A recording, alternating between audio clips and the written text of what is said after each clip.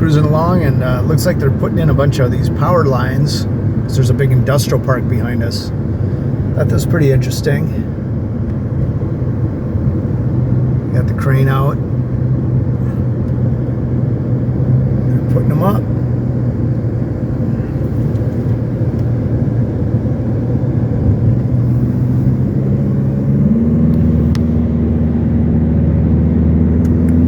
Here's another one that they just put up.